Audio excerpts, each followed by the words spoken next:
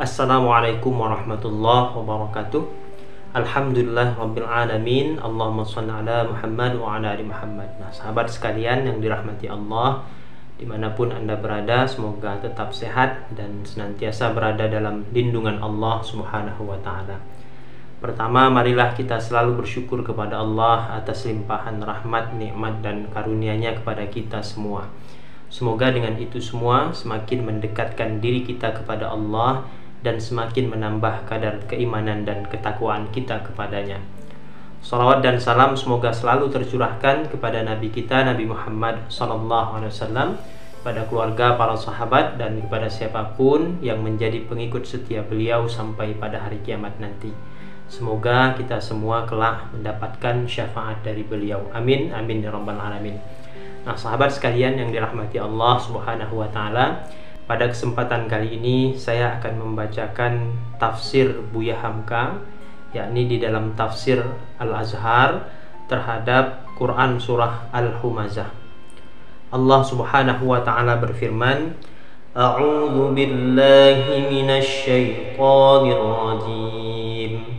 Bismillahirrahmanirrahim.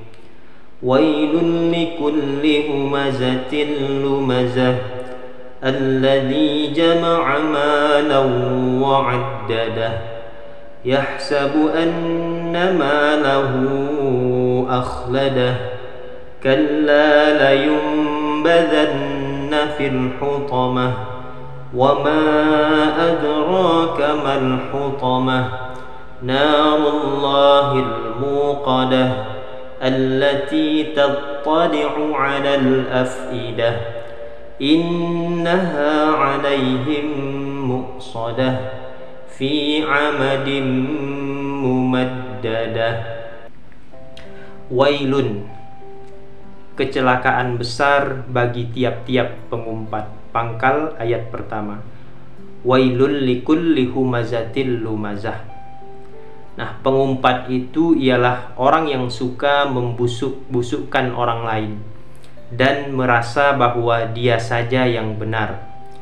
Kerap kali keburukan orang dibicarakannya di balik pembelakangan orang itu. Padahal kalau berhadapan dia bermulut manis. Pencela, ujung ayat pertama. Tiap-tiap pekerjaan orang, betapapun baiknya, namun bagi dia ada saja cacatnya, ada saja celahnya, dan dia lupa memperhatikan cacat dan celah yang ada pada dirinya sendiri. Nah, inilah gambaran ya seorang pengumpat itu. Ya, jadi seorang pengumpat itu dia suka memburuk-burukkan orang lain ya, dan dia merasa bahwa dirinya sajalah yang paling benar. Ya, sering sekali dia membicarakan keburukan orang lain ya di belakangnya. Padahal ya kalau dia berhadapan dengan orang yang sedang diburuk-burukan itu, dia senantiasa berpenampilan manis ya. Bahasanya manis, perkataannya manis. Padahal di belakang dia sering menjelek-jelekkan ya atau memburuk-burukan orang tersebut. Nah, inilah yang sering dilakukan oleh para pengumpat itu ya. Meskipun orang yang diumpat itu ya kemudian menampilkan perilaku-perilaku yang baik, tapi tetap saja ya di mata pengumpat ini dia dalam keadaan buruk gitu ya, dicela. Nah, dan pengumpat ini sering tidak sadar bahwa cacat dan celah juga ada pada dirinya, bahkan bisa jadi lebih buruk begitu ya daripada orang yang dibicarakan keburukannya itu. Nah, kemudian ayat yang kedua, alladzi jama'a malan wa 'addadah, yang mengumpul-ngumpulkan harta dan menghitung-hitungnya ya, di ayat kedua, yang menyebabkan dia mencela dan menghina orang lain, memburuk-burukkan siapa saja ialah karena kerjanya sendiri hanya mengumpulkan harta kekayaan buat dirinya, supaya orang jangan mendekat ya, dipagarinya dirinya dengan memburukkan dan menghina orang. Karena buat dia tidak ada kemuliaan, tidak ada kehormatan, dan tidak akan ada harga kita dalam kalangan manusia kalau saku tidak berisi. Tiap-tiap membumbung, menggelembung isi puranya, tiap-tiap naik melangit pula suaranya. Dia benci kepada kebaikan dan kepada orang yang berbuat baik. Dia benci kepada pembangunan untuk maslahat umum. Asal ada orang datang mendekati dia, disangkanya akan meminta hartanya saja. Kadang-kadang orang dikata-katainya. Tidak atau jarang sekali dia berpikir bahwa perbuatannya mengumpat dan mencela dan memburukkan orang lain adalah satu kesalahan besar dalam masyarakat manusia beriman, yang akan menyebabkan kesusahan bagi dirinya sendiri di belakang hari. Sebab dia menyangka bahwa hartanya itulah yang akan memeliharanya. Disebutkan di ayat ketiga, yahsabu anna malahu akhladah. Jadi dia menyangka bahwa hartanya itulah yang akan memeliharanya. Dengan harta bendanya itu dia menyangka akan terpelihara dari gangguan penyakit, dari bahaya terpencil, dan dari kemurkaan Tuhan. Karena jiwanya telah terpukau oleh harta bendanya itu, menyebabkan dia lupa bahwa hidup ini akan mati, sehat ini akan sakit, kuat ini akan lemah. Menjadi bakhillah dia, kikir, dan mengunci erat peti harta itu dengan sikap kebencian. Kalla, sekali-kali tidak. Pangkal ayat keempat. Artinya bahwa pekerjaannya mengumpulkan harta benda itu, yang disangkanya akan dapat memelihara dirinya dari sakit, dari tua, dari mati, ataupun dari azab siksa neraka, tidaklah benar. Bahkan sesungguhnya dia akan dihumbankan ke hutamah. Ya, layum badan nafil hutamah. Dia akan dihumbankan ke hutamah. Ujung ayat keempat. Sebab dia bukanlah seorang yang patut dihargai. Dia mengumpulkan dan menghitung-hitung harta, namun dia mencela dan menghina, serta memburuk-burukkan orang lain, mengumpat dan menggunjing. Orang itu tidak ada faedah hidupnya. Nerakalah akan tempatnya. Hutamah nama neraka itu. Ya, jadi orang-orang yang demikian itu, ya, pengumpat, pencela, kemudian mengumpulkan harta benda, menghitung-hitungnya, akan Allah lemparkan dia ke dalam neraka hutamah. Dan sudahkah engkau tahu, ya utusan Tuhan, apakah hutamah itu? Ya, di ayat kelima, wama adraka mal hutamah.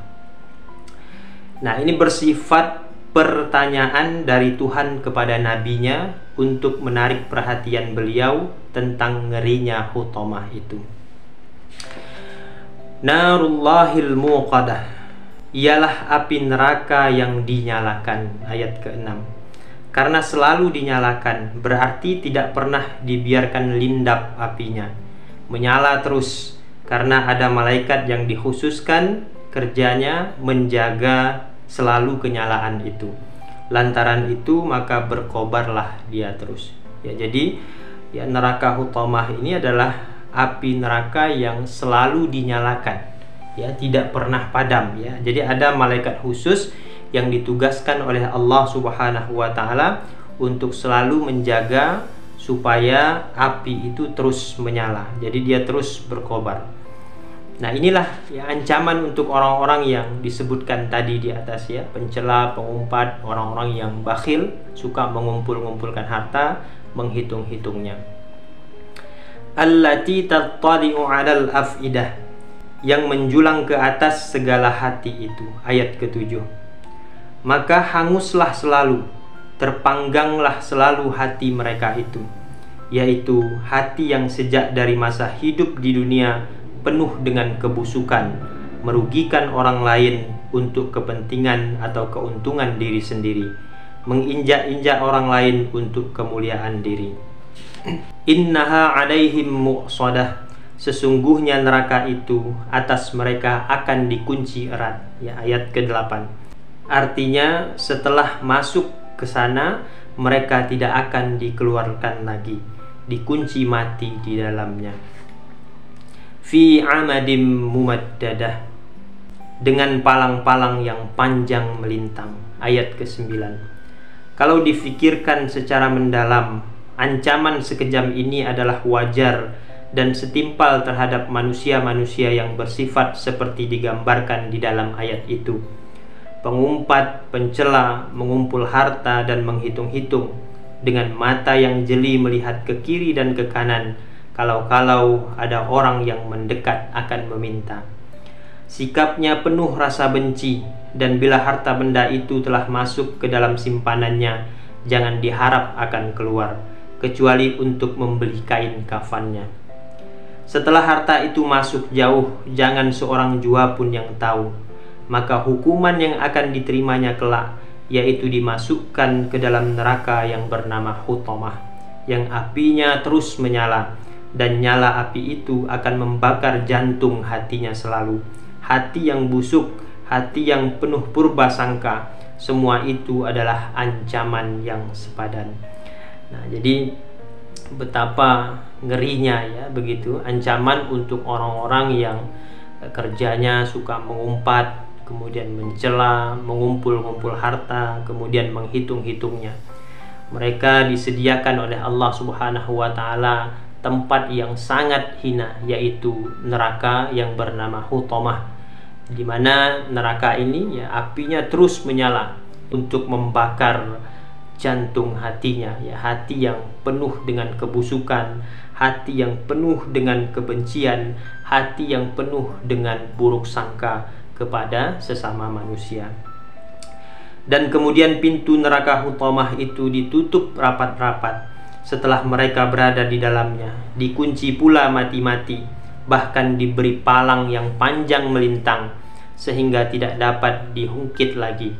Seimbang pulalah dengan sikap mereka tatkala di dunia dahulu, mengunci rapat pula pundi-pundi atau peti uangnya yang tidak boleh didekati oleh siapapun. Kadang-kadang orang yang seperti ini tidak keberatan mengorbankan agamanya, tanah airnya, atau pri kesopanannya, kaumnya, asal dia mendapat uang yang akan dikumpulkan itu. Kadang-kadang anak kandungnya atau saudara kandungnya, kalau masih akan dapat memberi keuntungan harta baginya, tidaklah dia keberatan mengorbankan. Hati itu sudah sangat membatu, sehingga tidak ada perasaan halus lagi. Jika disalai, disangai atau disula dengan api, laksana mengelabu, tidak jugalah lebih dari patut. Kita berdoa moga-moga janganlah kita ditimpa penyakit seperti membatu hati dalam dunia karena harta, dan disangai, dinyalai api di neraka Hutamah karena telah membatu.